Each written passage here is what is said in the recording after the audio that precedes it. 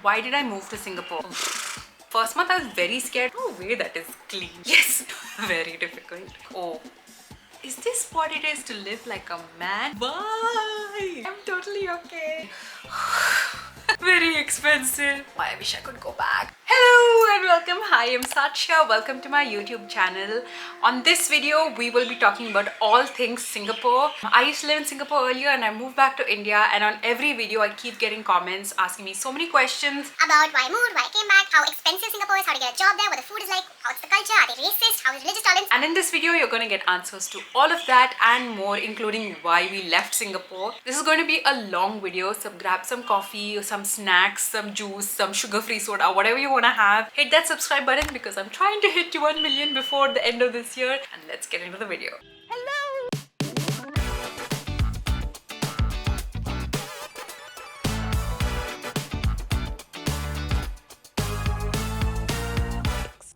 I'm filming this after Diwali and I have consumed so much mithai. It's so hard to avoid, okay?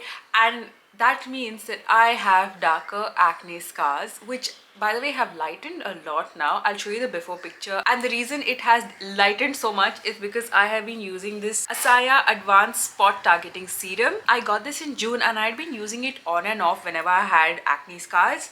But this time, I filmed myself using it every single day for a week to track what kind of difference it can make in just 1 week. And it's amazing to see how well it's worked in such a short time. And what makes this tiny thing work so well is the patented Melami Complex, which is a formula that not only fades your acne spots from above, but also breaks them from deep within. How they describe it is it gently breaks down the clusters of melanin that cause the pigmentation and also prevents new ones from forming. It also has 5% niacinamide and 2% alpha arbutin, both known for really balancing and brightening your skin tone. So all of these three together helps your skin go from, covering up all your acne scars to just clearing them out completely. And usually when you try spot lightening treatments, the super effective ones can be really harsh, okay? I've experienced like burning, itching and all of that in the past, but this one is surprisingly very gentle. I've had no issue, no flakiness, no itching, and I've used it every single day and night. And that's really, I feel like that's the most remarkable thing about this, that it can be so potent yet so gentle on the skin, and I feel like this would be great for all skin types. If you want to try this out, I have an amazing discount code that is exclusive only for the people watching this video. It is Satshya25 for 25% off on the Asaya website. They have such good skincare products, well formulated, very gentle on the skin, very effective. I will share my links of my personal favorites in the descriptions. Do check them out. Thank you so much, Asaya, for partnering with me on this video and for keeping my skin glowing. I have my lip combo on. This is the Roman Juicy Lasting Tint in the shade Idotori and topped with the K-Beauty Lip Tint in the shade Lush. So let's start with the most important question. Why did I move to Singapore? I moved to Singapore in 2022 after I got married because my husband was working in Singapore. But that wasn't the first time I had been to Singapore because my brother also lives in Singapore. So in 2016, I had gone to Singapore. It was my first ever international trip. I had just graduated and was about to start my first job, and my brother was like, you'll never get an opportunity like this to have, a vacation without asking anybody. So he booked my tickets, he handled my stay, all my expenses, and I had a wonderful time in Singapore. So I was familiar with Singapore, and also I wasn't too apprehensive about it because my brother was also there. But I'll tell you one thing, Singapore as a tourist is very different from Singapore as a resident. In my first month is when I feel like I had a couple of culture shocks. One thing to know about Singapore is it's a very rule-abiding country, and there are very heavy fines if you break those rules. For example, if you litter, there's a $300 fine. If you jaywalk, which is you cross the road randomly, you get fined $50. If you eat or drink in public transport like a metro or a bus, you're fined $500. So there are all of these rules, and it's very expensive if you break them. So first month I was very scared of unknowingly breaking rules. Some things I had to get used to were like, for example, walking on the side of the road, or even on the escalator, standing only on the left side. In India, we stand wherever, right? Like, you stand where you get space. Akash had to keep telling me, hey, stand on the left side, hey, stand on the left side, because if someone is in a hurry, so they can cross from the right. So that was something I was like, oh, I hope I'm not blocking anyone. The second thing is, I was so scared about crossing the road at wrong places. There are some spots where there is a pedestrian crossing. It is a pedestrian's right of way, which means that if a car is coming, I can still walk because the car has to wait for me.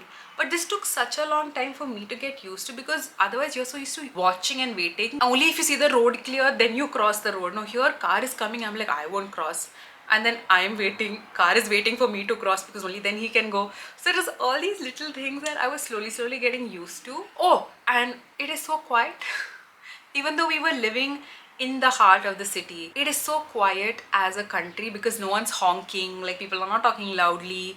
Even in the lift, there were like signs, I remember, which said no talking allowed, no loud talking allowed in the lift. And I was just like, so like, oh man, I hope I don't mess up because I don't want to get any fine. Another thing I had to get used to was using tap water as drinking water. Like, again, like, you're not used to opening the kitchen tap and drinking directly, right? You're used to only drinking like from the aqua guard, or like, it's such a weird concept. Again, it takes you a while to get used to it. I was also suspicious. I was like, no way that is clean, you know. I used to boil water at the beginning, but then I got used to things. I got used to the flow of it. I made friends, and yeah, then I really enjoyed Singapore.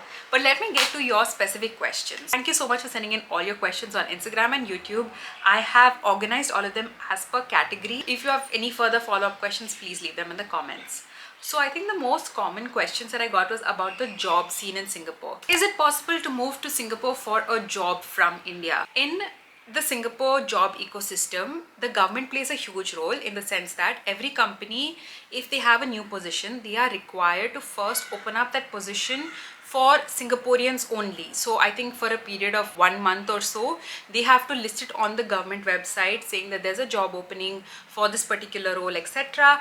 And only after that month, if they are not able to find any Singaporean candidate who fulfills those requirements, then only they are allowed to hire a foreigner. So that way it is very hard to get a job in Singapore. Secondly, if you're in India and you're applying to a job in Singapore, your company also has to sponsor your employment pass, which is your work visa. They have to be able to justify that you are a very highly talented individual, that no one else can do what you do, and that they're willing to bear that cost also of your work visa in order to hire you. A lot of Indians I know who are working in Singapore have got their job one of two ways. One is that they have studied in university in Singapore and then gotten campus placement or gotten a job like that. Akash did that. He studied there first and then got a job. Second is like my brother, who was working at a company in India, who then transferred him to work in Singapore. So these are the only two ways. If you are able to find a job in Singapore while sitting in India, I mean, you either must be really talented or really lucky, but know that it's a hard task. Like, it is not easy to get a job unless you're able to prove that you are an exceptional employee. There are two questions I got that were very specific, like, do you know about the current opportunities there in life sciences and biotech? Is there any scope of BSc biotech in Singapore? I want to do MSc in clinical embryology. Both of these are very specific. Unfortunately, I don't work in this space, so I have no idea about the scope of opportunities. I think if anybody is watching this video and you know of someone and you're able to guide these people, please leave it in the comment section. While working in Singapore, do we also require to pay tax? If yes, what percent? Yes, 100% you have to pay tax. With regard to percentages, like India, it depends on your income levels. And if you compare these tax rates to India, like for example, in India, the highest tax rate is 30%. Whereas the highest tax rate in Singapore is 24%, and that's if you're earning over $1 million a year. Overall, you pay far less income tax in Singapore than in India. Also, Singapore doesn't tax capital gains, dividends, or most of your foreign income. But the thing is, Singapore has a higher cost of living compared to India, and also if you're a foreigner and not a PR or a citizen, you have very few social subsidies. So things like health, etc. can be quite expensive. Is it good for someone to move in for education? Will it be a good place? Yeah, I actually think Singapore is a very good place with very good option for higher education, mainly because it's not only that you have good faculty and good infrastructure, but also you have students coming in from all over the world. So the kind of mixing, the kind of learning you get, it also gives you a lot of incredible opportunities in terms of internships and jobs, because most global companies have their Southeast Asian headquarters in Singapore. But please note that also Singapore as a society academically is extremely competitive. People are extremely hardworking. So be prepared to like slog like crazy because the competition is insane. Is Singapore a good place to pursue MBA? I would say yes, because Akash did his MBA from Singapore, and from what I've heard, it was a very good experience. They had excellent professors. You have great exchange programs also, where you can go to top universities in the US and the UK to complete your semester abroad. You have good internship opportunities also, and I think it also carries that tag and a brand value of you've done your MBA from Singapore. You get a work visa. You get a work visa only if it's sponsored by your company. Look, I was not employed in Singapore. I went on a DP, which is a dependent pass, because my husband had a work visa, which is called a EP or employment pass. So on a DP, I could not work, and also for people on DP it's very difficult to get a job. How difficult is it to get a PR or permanent residency? Very difficult. People that I have spoken to say that they have been rejected like 5 to 6 times before they finally got their PR. And I think in the recent past also it's become a lot harder. Like, we have some friends who they moved to Singapore in what, 2005, and they got it almost immediately, or they got it like really quickly. But what Singapore does is, even when they want to give PR, they have a limit on nationality. So for example, this is not numbers given by the government, I'm just giving it as an example. Say so say they have X percentage for Indians, Y percentage for Filipinos, Z percentage for Chinese. So based on that, that's how PR is given out. And it's just that the volume of people applying for PR is a lot more now, so rejections are a lot higher. Plus it's a more expensive process as well, so it is very hard to get PR. Almost every expat you meet will be like, oh, I got rejected for PR. So you have a higher chance if you have studied in Singapore for many years, and if you worked there for a while, especially if you have a family and stuff like that. Okay, now let's talk about culture, which is honestly one of my favorite topics to do. If you've been following me, you know I do a lot of those comedy videos also on the cultural differences between Singaporeans and Indians. First question, any idea about nightlife, parties, food, etc.? So one interesting thing to know about Singapore is, although it is seen like as a tourist hub and a party central, most places close by 10 p.m. So if you go out for dinner, like at 8:30, 8:45, they're like, this is last order, please place your order. And at the beginning I was like, what, we just came here? Because in India, you go out to eat means you'll go at 9, 9:30, right? By then most Singapore restaurants are shut, unless you're in very touristy areas like Clarke Quay, Boat Quay, MBS. All of those places still remain open. There are some that stay open till like 4 a.m. like pubs and stuff, but most restaurants close by 10 p.m. So just keep that in mind if you're going out to eat, because you will not find anything. I was not a party person, so I did not go out clubbing as much, but I have friends who are, and they really enjoy the nightlife there. Singapore is a very open, accepting, fun country. It has a lot of mix of cultures, so it's a very interesting place to be in if you are young and you have money to burn. Are Singaporeans racist towards immigrants? I've got this question a lot. I have to say I haven't personally faced any discrimination or racism. This I also didn't know before I moved to Singapore. Singapore is made up of 3 main races, which is Chinese, Malay and Indian. So Chinese is the majority population, followed by Malay and then Indian. Singapore was founded on the ideals of equality, everyone living in social harmony. It is one of those pillars that the first Singaporean Prime Minister Lee Kuan Yew, he really emphasized on, that in order for us to succeed as a society, we have to be living in harmony, in equality, in dignity, and respecting one another. All this I know because I went to the museum so many times with friends and family who used to visit. You will find a huge mix of races in Singapore. For example, if you see an Indian, they could be a Singaporean Indian, which means this is someone who for generations their family has lived in Singapore and they are Singaporean citizens, and you will know by their accent. So they usually speak Singlish. So it could be like, hi Sasha, how are you? You know, have lunch already? Oh, so sad. I going for lunch. You won't join me? Oh no, okay. I see you later. This is me thinking of my neighbor. So you will recognize them by their accent. And honestly, it is hard to tell who is a Singaporean and who is an immigrant, and you'll only know when someone speaks. I have not experienced racism personally or anyone being offensive to me.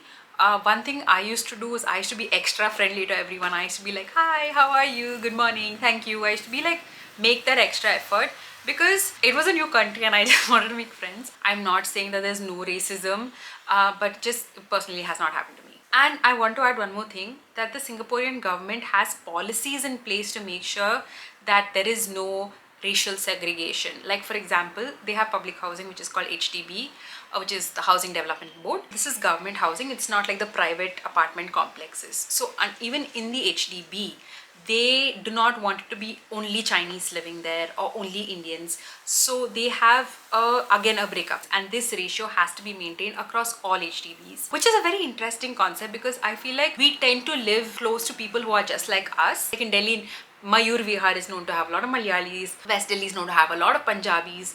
So I think the idea is that when you live amongst people who are different from you, you start to see them as one of you rather than the other. And this kind of mixing, I think, was in the Singaporean leaders' long-term vision of having a peaceful and cohesive society.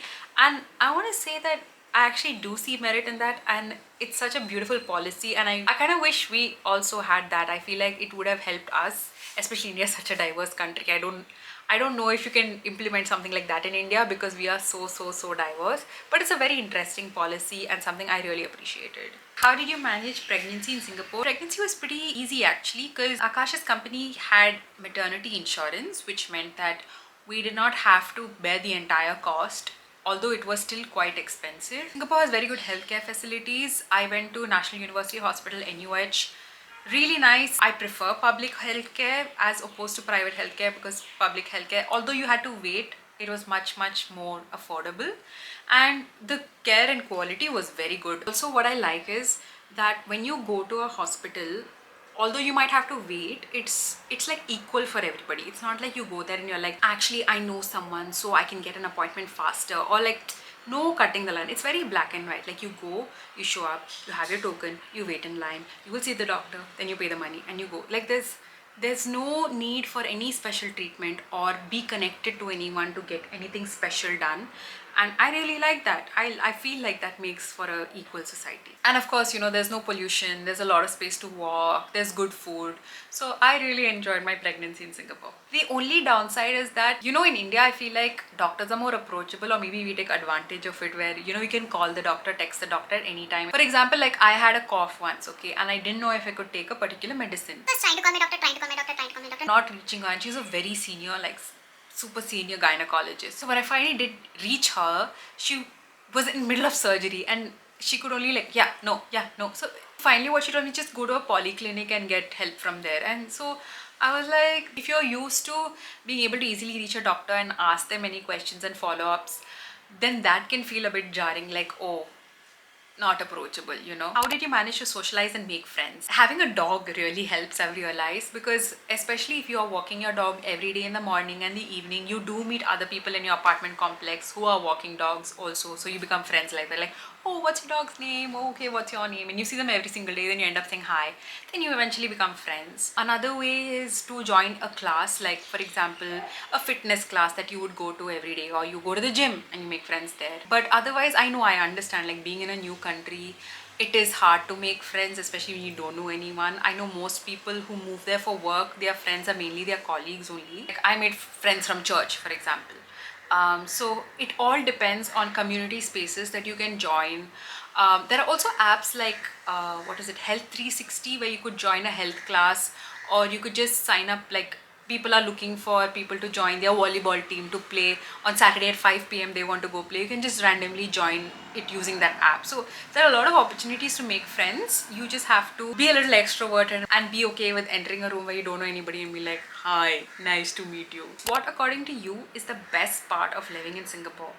Multiple things. So I think the biggest thing for me was safety, which was, it was amazing that I could go out at, say, 6 a.m. in the morning when it's pitch dark and walk my dog with absolutely no fear, wear shorts, and nobody would stare at you. And I don't mean to say any of this and mean that I'm putting down India in any way. This is just my experience.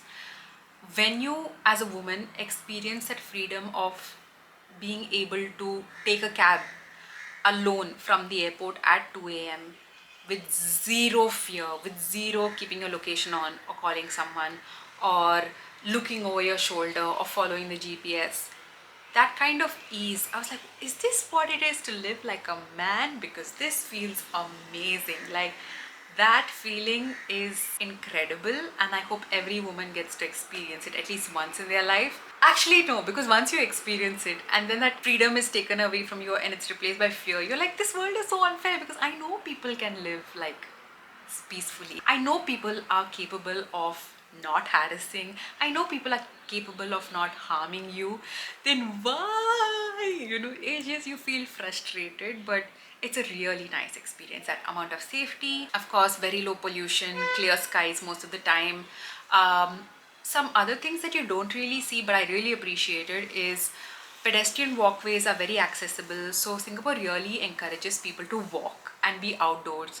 So it's not like you'll feel like taking cabs or autos. Forget, autos are not there only. Very nice wide pedestrian walkways everywhere. Traffic rules followed everywhere. There are overhead pathways, so you don't need to run across the road if you want to cross the road. I like that there is a culture of fitness.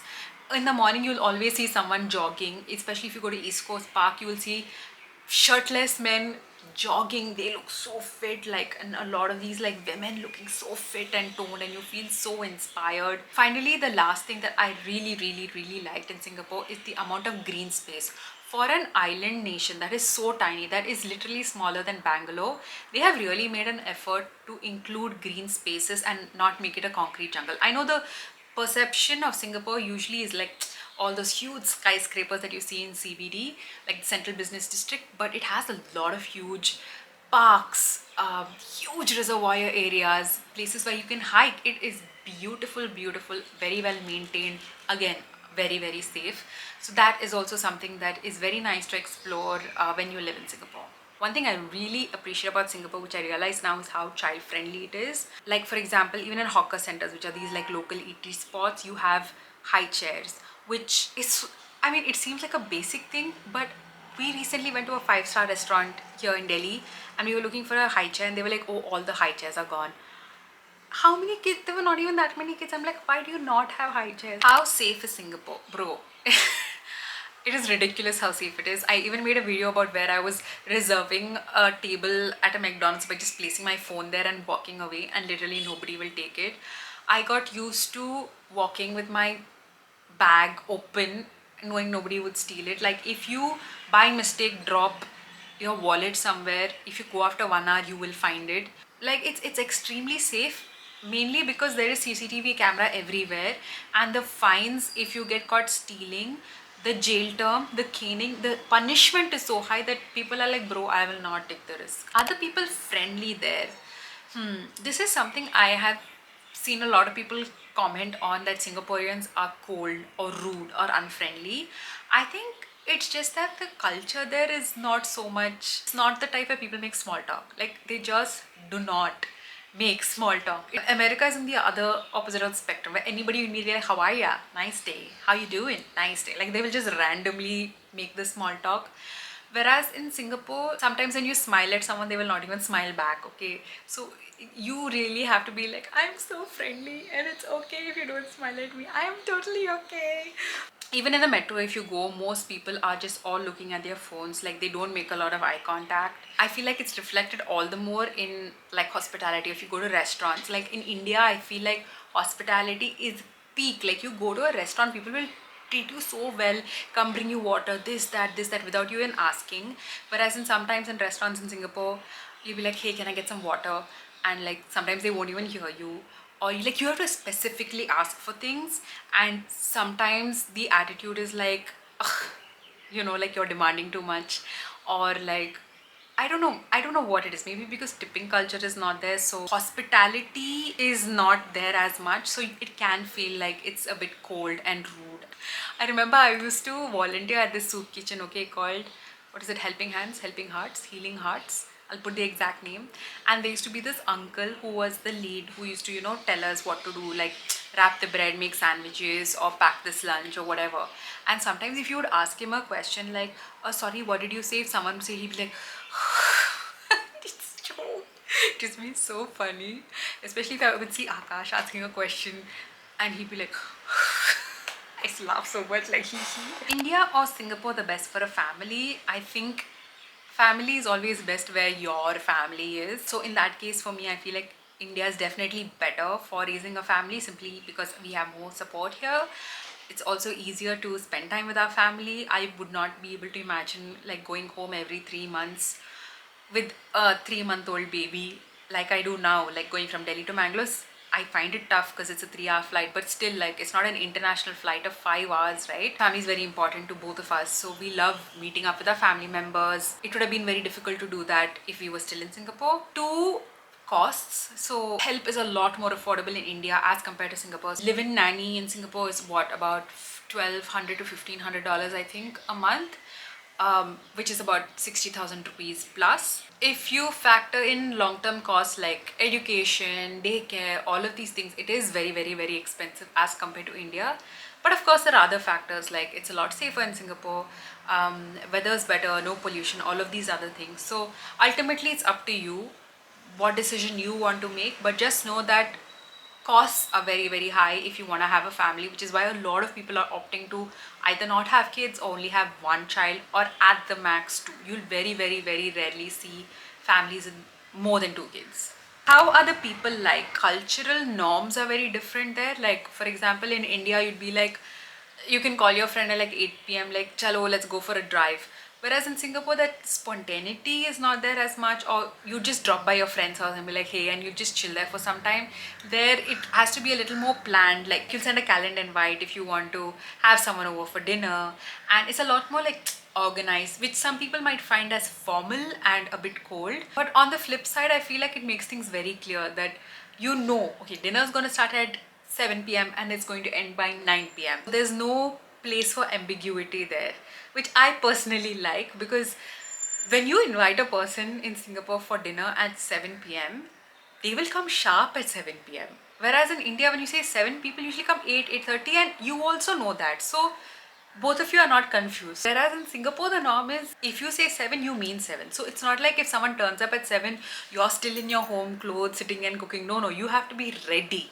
So keep that in mind if you're hosting anyone in Singapore anytime soon. About religious tolerance. Oh, Singapore is a beautiful place for religious tolerance. You will find, although there are so many cultures and religions there, you will find almost no religious clashes or like communal violence whatsoever. And that is because, again, it is embedded in the government policy. Like Buddhism is the most followed religion in Singapore, and then I think it's Christianity. So you'll see a lot of Buddhist temples, you'll see a lot of churches. You will also see a lot of Hindu temples as well, because there's a huge Indian population. But these are more like South Indian style Hindu temples, and mostly around Little India. There is also Gurdwara, a lot of mosques also. Religious harmony is very apparent in Singapore. If someone had to fight, I think they would fight more because if someone cut the line or something, and not really based on religious preferences. Next topic is expenses and fare, because Singapore is one of the most expensive countries to live in. Threading haircut costs in Singapore. This was my culture shock when I went, because I went to get my upper lip threaded. Okay, upper lip, which cost like 50 rupees. And I went to the salon, which is supposed to be cheap, okay, and it cost me $10, which is 600 rupees. 50 rupees, 600 rupees, okay. After that, I just got like a face razor and I started using that, and I saved a ton of money, because any kind of work that requires labor is very expensive. So facials or haircuts, like all of this is so expensive. I only went once in Singapore to get my hair colored and cut, and that was like some $200, which is like 12,000 rupees.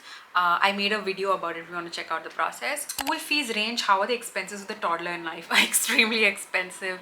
I remember I had a neighbor who had a child in preschool, which is like, he was like 3 years old or something, and his monthly preschool fees was like $2,500. It's almost as much as your rent, which is insane.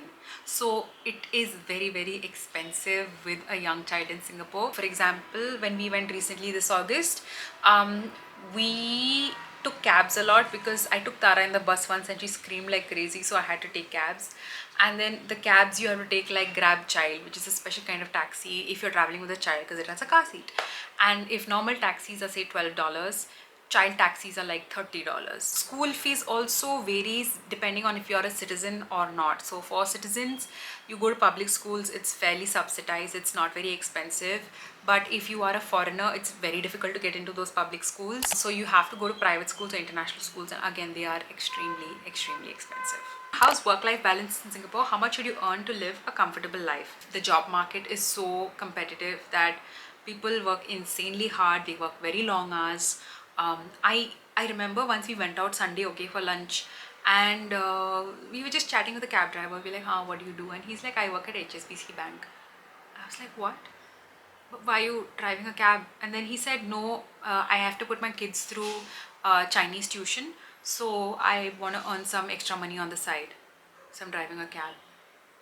And we were like, bro, very expensive. They work really, really hard because it's quite expensive, so you're constantly thinking about rent, expenses, your child fees, and all of these things, and making sure that you don't lose your job, especially if you're a foreigner. What would be the cost of living for a family of three? A family of three, I'm not sure, but I can tell you the cost of living for a family of two. Like for me and Akash, for example, our rent for a one-bedroom apartment used to be $3,900. That was also because when we moved, the market rate was really, really high. Like it had gone up like crazy, which is why it was so expensive. Let me give you a breakdown of what monthly expenses could be like. If you're in like a prime location, rent can be very, very expensive. But if you are living on the outskirts, you want a 3-bedroom apartment, it can be like from 2,500 to 4,500 Singapore dollars, highly dependent on location. Then groceries can be about $500 to $800 a month depending on from where you shop. There are cheaper wholesale grocery places. There are more premium like international brands as well. Utilities, which is your internet, electricity, water, mobile, net pack, etc., can be $200 to $350 a month. This was again another shock that for like 10 GB I used to pay $25. Fact that I'm paying so much for internet after coming from India where internet is so affordable, that was crazy. I gave StarHub a lot of my money. And then transport, would say it's about $100 to $300. So if that's mainly if you're using public transport, but if you use cabs, obviously it's going to be more expensive. I would say overall, if you want to live a comfortable life, a range between 4,000 to 8,000 Singaporean dollars per month is good. But again, if you have more expensive tastes, you want to go to good restaurants, you want to travel, all of these things are above and beyond. These are just basics. How costly is everyday groceries and the cost of living? Could you compare it to Indian standards? uh Vegetables are expensive. Okay, I remember this in the beginning when I used to convert everything to Indian rupees. I used to be shocked every single day and be like, no, banana is too expensive, this is too expensive, that is too expensive. It is expensive if you shop from grocery shop markets, but if you go to these places called wet markets, which are like the local markets, it's much cheaper. Overall it is very expensive, but it's not like India is very cheap. Okay, like when we moved back, I was shocked to see like 1 liter of milk is 60 rupees, 10 eggs is like 100 rupees. I was like, when did this happen? I thought like 10 eggs would be like 30 rupees. So India has also become expensive. It's just that in Singapore is a lot more expensive, and that's primarily because Singapore doesn't grow any of its crops. Most of the vegetables are imported from Malaysia, so you'll also see like a lot of packaging around the vegetables. So fresh produce is expensive, but packaged goods are kind of the same price as you would find it in India also. Having domestic helps, cooks and cleaners. Oof. So we did not have help for the longest time when we started living there. We only got someone to help clean once I got pregnant and I could not bend and stuff, so we really needed help. We hired someone through this app called Send Helper. The cost was what, like $25 an hour. So 2 hours, like $50 to clean the house. But they were very good, very professional, deep clean, did a very good job. It is far cheaper to have a live-in nanny, but even to do that, there's a lot of paperwork. You have to pay them a minimum wage, which is very good. This I really like, that the maid and helper system in Singapore is very, very regulated. If you have a helper who's living in your house, there will be weekly visits from a social worker to make sure that they are treated well, that they are given enough food. Like the government gives you a whole list, like they should be given 3 meals, they should be given this minimum with each meal, their Sundays are always off. So their working conditions are very good and very well like regulated, and I really like that. Like there's a minimum wage which has to be deposited in their account. You have to show proof that you have sent the money. All of these things like are really, really good. But again, like it is quite expensive. So I know a lot of people just manage chores by themselves. You get a dishwasher, you get a vacuum cleaner, and on the weekend you're sitting and cleaning. And now questions about Singapore versus India, which I feel like is going to be very controversial, and I'm going to get a lot of comments of you're living in India now, you better love India, and you know, all of these things. So I'm getting ready for that, but I will answer these questions as honestly and as transparently as possible. Have you ever felt like going back and settling down in Singapore? No, not right now. Not at this stage in my life. I find life far easier and far more comfortable in India. If you're a middle class person in India, if you earn well, life is so much more comfortable in India than it is abroad. But if you do get an opportunity to move abroad, I think just in terms of expanding your worldview, it's made me a lot more open-minded. So I'm glad I had that experience. But in this life stage, I'm so glad I'm back in India and have the help and support when it comes to raising my child. Do you miss Singapore? Yeah, at times I do. I miss the people. Like, I miss my brother living like 10 minutes away from me. I miss my friends and family. I miss my neighbors. I used to hang out every day with my neighbor Mrinala auntie. Shout out, you're amazing. We used to have tea every day together and our dogs used to play together. I really enjoyed that friendship, and that family was like family to me. I miss my other friends who I used to hang out with.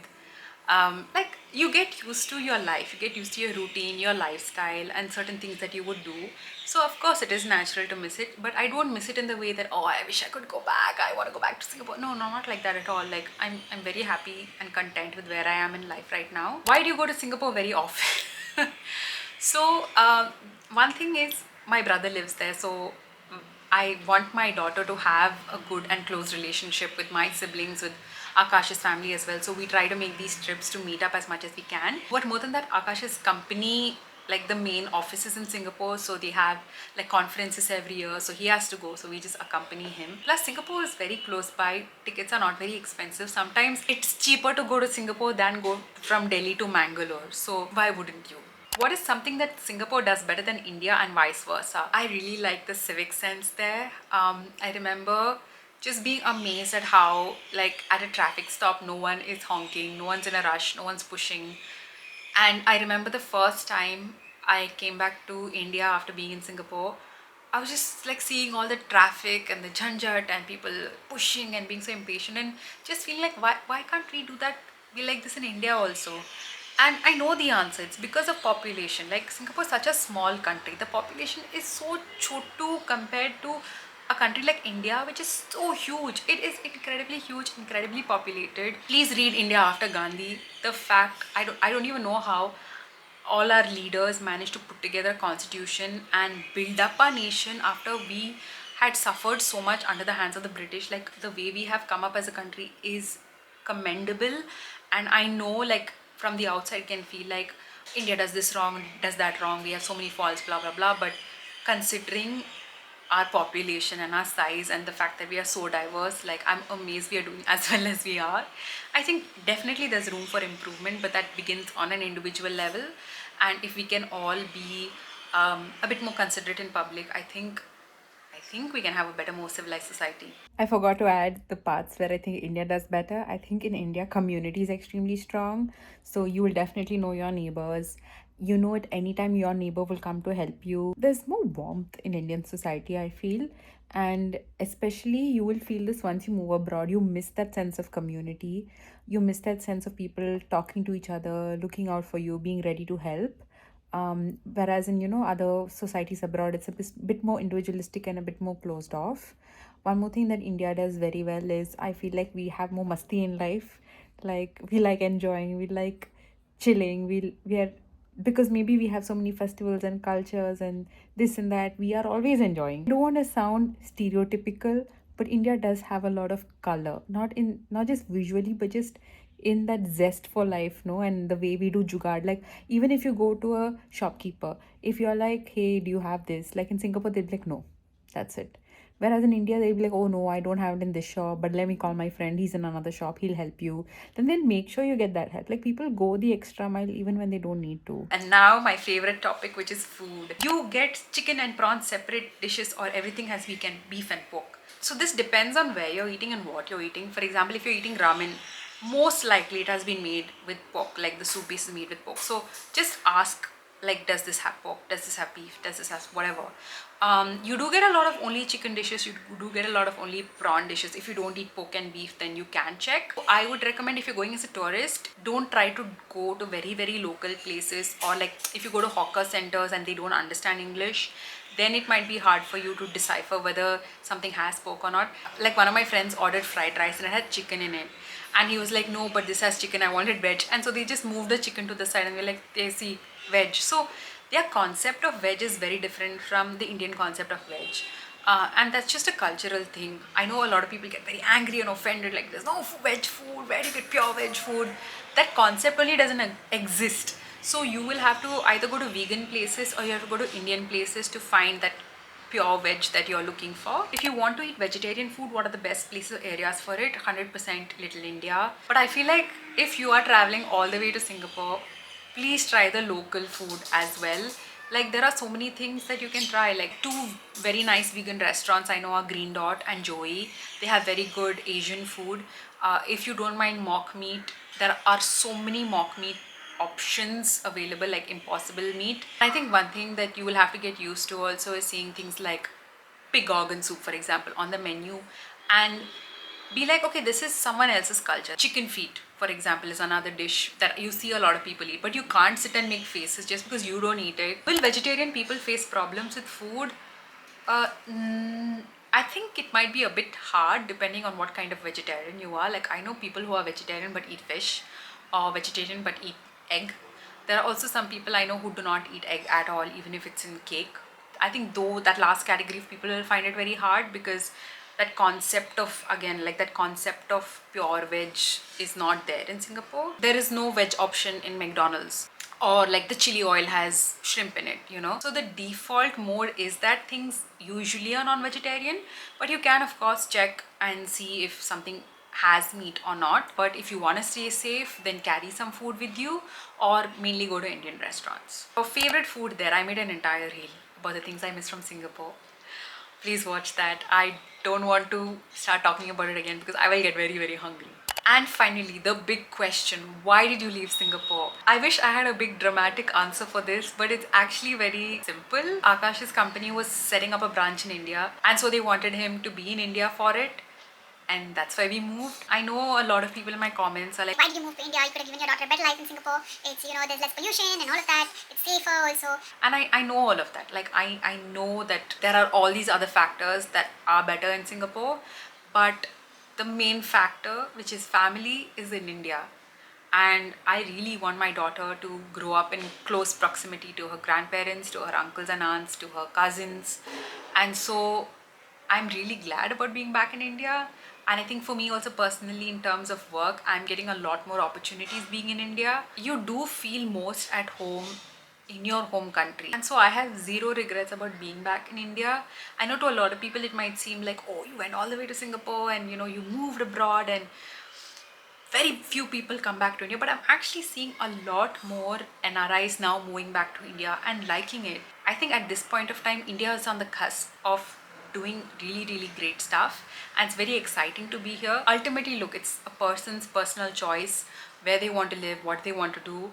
But I would just say that having lived abroad and having lived in India, I kind of overall like my life in India better. It's a lot more comfortable, it's a lot more warm, it's a lot more familiar, and you can't put a price on that. Thank you so much for watching. If you have any more questions, please put them in the comments and I will answer them, but no specific questions like, is this semiconductor chip industry in Singapore viable right now? Other things you can ask me. Anything else, please let me know in the comments. I'm always reading and responding. I love the community that is on here. Thank you so much for watching this video. Hope you have a fantastic week ahead. Bye.